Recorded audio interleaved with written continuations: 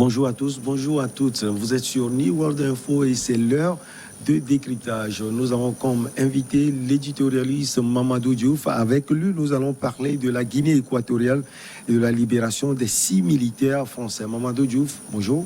Bonjour Michel. Les 6 militaires français retenus depuis mercredi à l'aéroport de Bata, la capitale économique de la Guinée équatoriale, où ils avaient posé leur hélicoptère pour se ravitailler en carburant, ont été autorisés à quitter les territoires vendredi. Finalement, Mamadou, nos amis militaires ont été libérés. Qu'est-ce qui a milité en faveur justement de leur libération? En vérité, il fallait s'attendre à cette libération parce que la Guinée-Bissau a transformé en scandale. La Guinée équatoriale a transformé en scandale une question qui n'arrivait pas à ce niveau a priori, puisque quand on entend la thèse officielle de la France, il s'agit plutôt d'un hélicoptère qui avait des difficultés en matière de carburant et qui a dû faire ce qu'on appelle tout simplement un atterrissage d'urgence. Mais c'est certainement le contexte de la relation entre la Guinée équatoriale et la France qui explique la situation, puisqu'il y a quelques jours, le vice-président de la Guinée équatoriale, qui est en même temps le fils du président de la République, a perdu encore dans ce procès interminable pour détournement de deniers publics, intenté contre lui comme des organisations qui luttent pour la transparence et contre la dilapidation des biens publics. Donc, il y a cette relation qui est là depuis fort longtemps, qui pose problème entre les deux pays. Certainement, la Guinée équatoriale a fait de cet avion une occasion également pour pouvoir élever la voix contre la France, puisqu'elle n'est pas du tout satisfaite de la façon dont son vice-président a été traité dans ce procès-là. En dépit de la libération, est-ce qu'il y a encore bruit entre la France ou bien entre Paris et Malabo? Ce problème d'hélicoptère n'est pas la brouille. En fait, le problème d'hélicoptère vient mettre en évidence la brouille, puisqu'il y a un accord entre la France et la Guinée équatoriale. Dans cet accord, la France est autorisée à survoler le territoire de la Guinée équatoriale. C'est un accord annuel qui est renouvelé. Quand un aéronef français doit atterrir au niveau de la Guinée équatoriale, il doit le dire 72 heures à l'avance. Et de façon générale, c'est ce qu'on voit dans tous les pays. Il y a des règles. Tu ne peux pas prendre ton avion, décoller de là où tu veux et puis aller atterrir là où tu veux. Il y a des règles avant d'atterrir dans un pays qu'il faut respecter. Donc, il y a cette autorisation qui est là. Donc, le survol ne pose pas problème.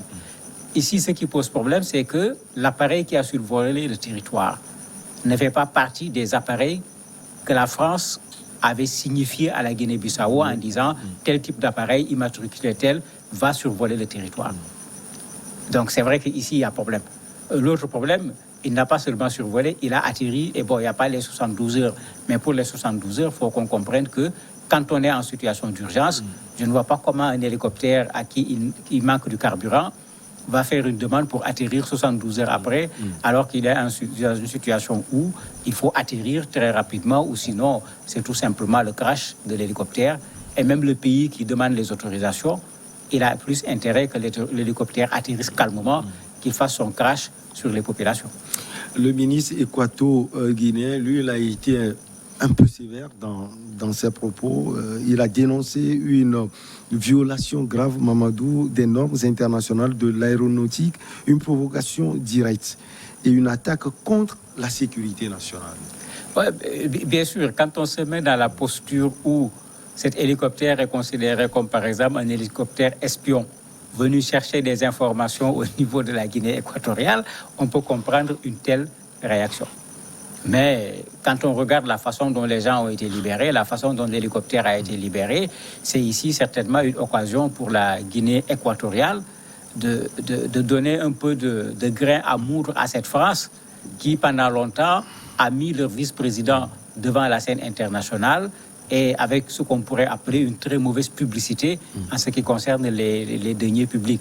Donc c'est pourquoi c'était l'occasion d'élever la voix sur la France, une façon de montrer à la France que nous ne sommes pas du tout satisfaits de la façon dont notre vice-président a été traité. Mais comme je l'ai dit tout à l'heure, il n'y a vraiment pas ce qu'on pourrait appeler un problème grave ici, puisque quel que soit le pays, quand un avion, quand un hélicoptère est en difficulté, ça fait partie également des règles de l'aéronautique qu'il faut tenter ce qu'on appelle un atterrissage forcé.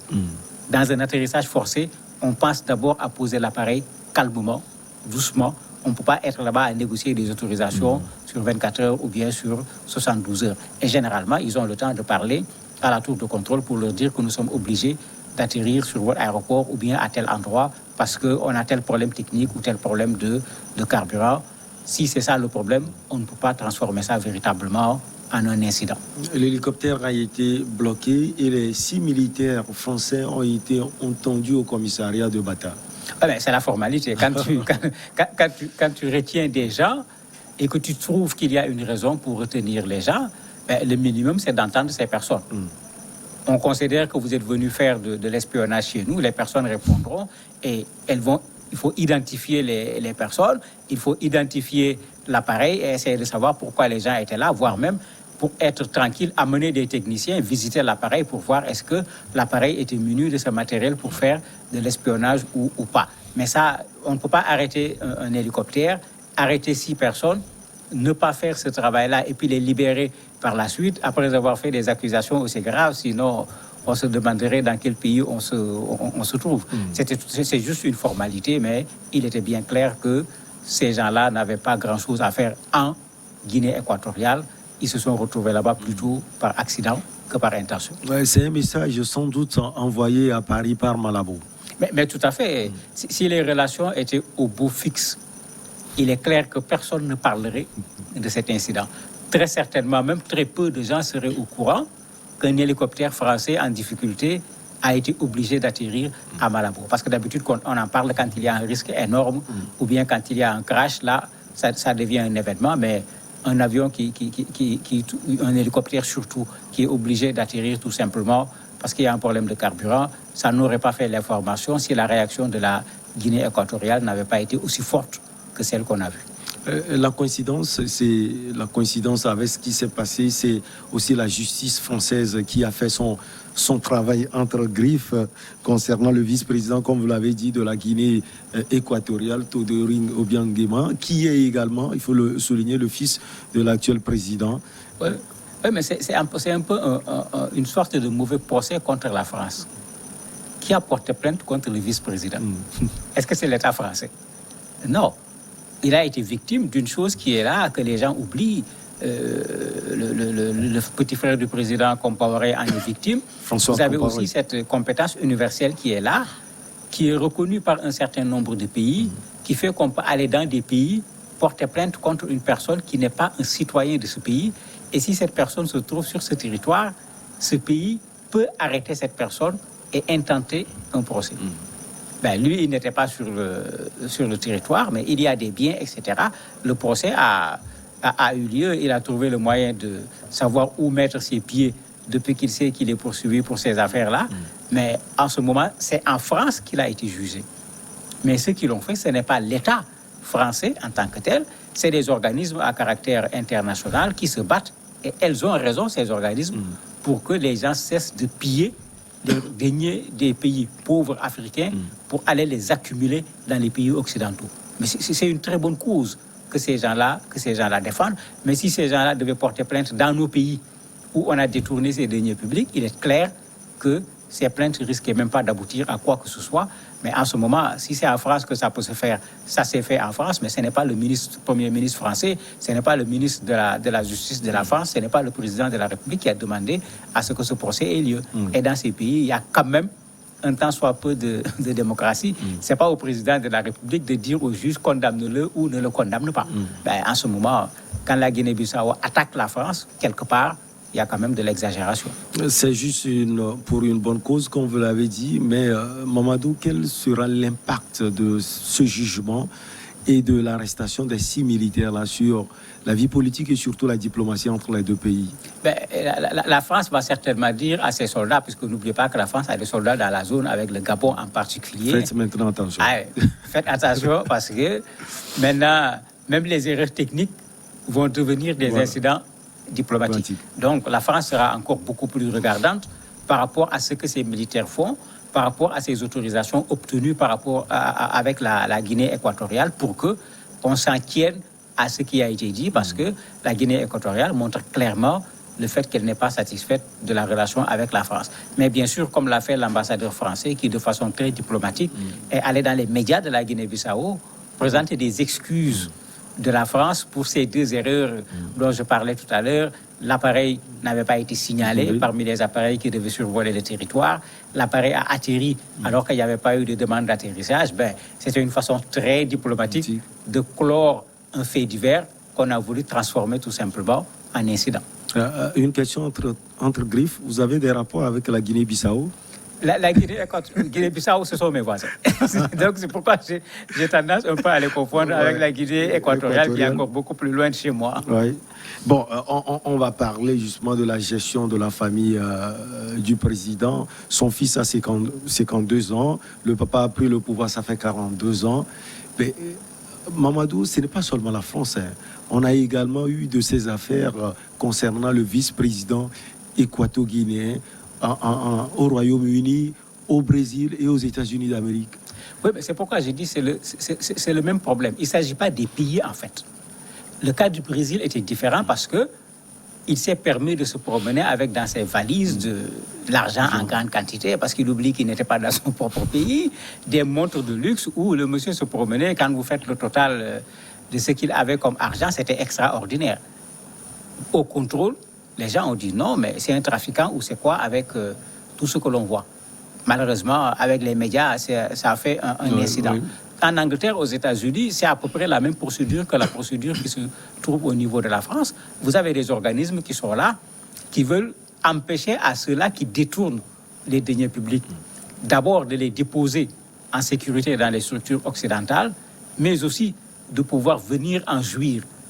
Et si vous voyez, le monsieur, on ne le voit plus traîner comme il traînait un peu partout, faire sa bamboula, aller dans les boîtes de nuit, etc. Parce qu'il se rend compte qu'il y a des espaces où s'il part là-bas, il risque même d'être arrêté pour qu'on lui demande de venir répondre. Mais ça, c'est le travail d'un certain nombre d'organismes. Les pays qui réagissent ne sont que des pays qui ont accepté de suivre ces plaintes qui ont été déposées par ces ONG qui luttent pour la transparence, qui luttent contre la corruption. Vice-président, 52 ans, peut-être qu'il est pressenti pour remplacer son père. Sans être un devin, on n'a pas besoin de mettre un peut-être dedans. On l'a déjà nommé général des armées. On a créé toutes les conditions, en plus de la vice-présidence. Parce qu'un vice-président, si son père quittait le pouvoir sans qu'il y ait des élections, il est clair que c'est lui qui va prendre la relève. Et quand vous regardez la façon dont le pays est organisé, on va plus encore, malheureusement, vers une dévolution monarchique du pouvoir, avec l'importance qu'on lui accorde, la place qu'on lui donne, le grade de général qu'on lui a donné, sans pour autant qu'on ne le connaisse dans les activités militaires véritablement. C'est clair que voilà un fils également qui est en train d'être préparé pour remplacer son père. Et les militaires français, tous les militaires, pas seulement les 6 là, eux, ils font quoi dans la zone?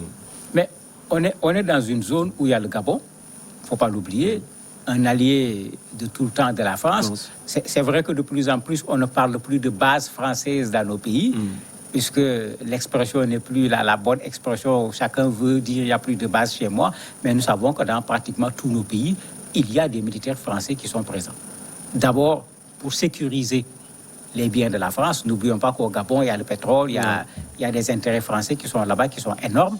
Vous avez également la France qui travaille à prépositionner des militaires, pas seulement pour protéger ses biens de la France, ses intérêts, mais également les citoyens français. De sorte que très souvent, quand il y a des évacuations de Français, ne pensez pas que les avions quittent la France, mais tout est fait sur place avec des gens pour assurer directement la sécurité, regrouper les Français pour pouvoir, en cas de nécessité, les ramener en France par des avions. Et en Guinée-Bissau, à la Guinée équatoriale plutôt, la France a des intérêts. Vous avez également des citoyens français qui y sont, et nous sommes dans la zone du Gabon où la France a énormément d'intérêts. Merci infini à vous, Mamadou Diouf. C'est toujours un plaisir de vous avoir sur ce plateau. On va marquer une petite pause et on reçoit lui, Magloire Kemayo.